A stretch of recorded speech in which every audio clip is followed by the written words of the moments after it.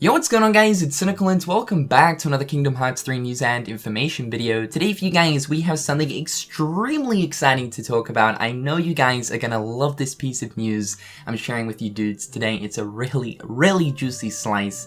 Now, the Kingdom Hearts fan event was an 80-minute presentation. This obviously happened at D23 Japan, and out of it we got two brand new Kingdom Hearts 3 trailers. However though, the presentation was 80 minutes long, so we didn't just get two brand new trailers, and there was a bunch of stuff talked about during the presentation itself. Now, a lot of this information was only exclusive to that of the attendees who actually went to D23 itself and went to the Kingdom Hearts presentation. Although luckily enough, D23 Japan were a little bit more lenient towards photography as well as people filming stuff during the Kingdom Hearts presentation, something they're not usually lenient on, especially when looking towards previous Kingdom Hearts fan events that have happened at D23 Japan. Well, the attendees were actually shown a behind-the-scenes making of Kingdom Hearts 3, which obviously meant that they got to see a lot of footage that we currently haven't seen. However, because D23 Japan were a little bit more lenient towards people taking photos, we actually have some screenshots of these behind-the-scenes making of Kingdom Hearts 3.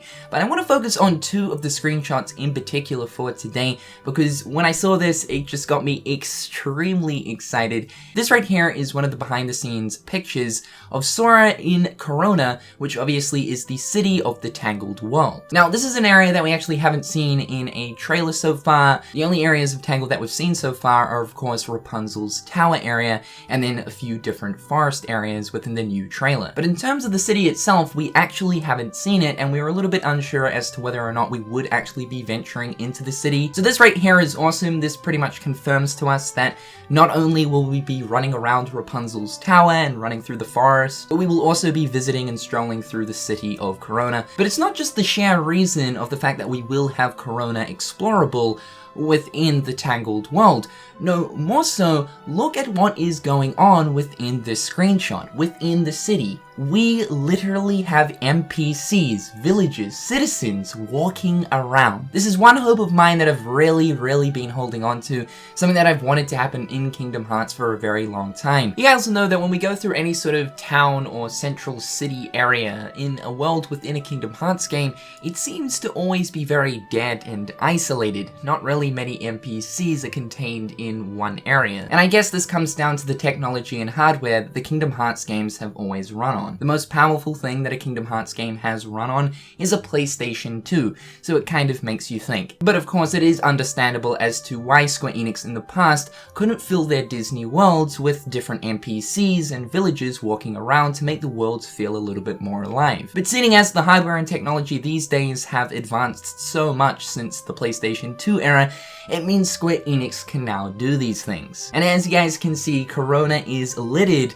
with different villages and citizens walking around. This means that no longer are we going to be venturing through dead, very isolated areas in different worlds throughout Kingdom Hearts 3. No, now we are actually going to have worlds that will feel alive. This also gets me really excited to see if Radiant Garden or Hollow Bastion is going to return in Kingdom Hearts 3, and if that's the case, will that city be filled with different citizens walking around and stuff? We know that Twilight Town is for sure going to be returning in Kingdom Hearts 3, so this is also going to be another world in which we can expect NPCs to be just roaming around. This also really raises my hopes for the possibility of actually just coming across random villages or NPCs within township areas within these Disney worlds, and for them to actually hand Sora different missions or side quests. Now, these missions or side quests don't necessarily have to be anything in depth.